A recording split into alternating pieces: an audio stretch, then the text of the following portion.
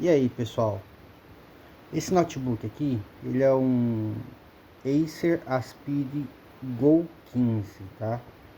Ele tá com o Windows 11. Eu já instalei driver, desinstalei driver para tentar solucionar esse problema aqui. A tecla F4, que é do microfone, ela fica acesa o tempo todo nessa versão aqui, ó. Ó, eu clico, ó lá, só fica nisso, ó, não acontece nada.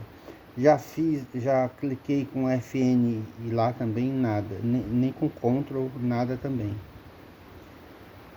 Já atualizei driver, já atualizei a BIOS, já fiz de tudo.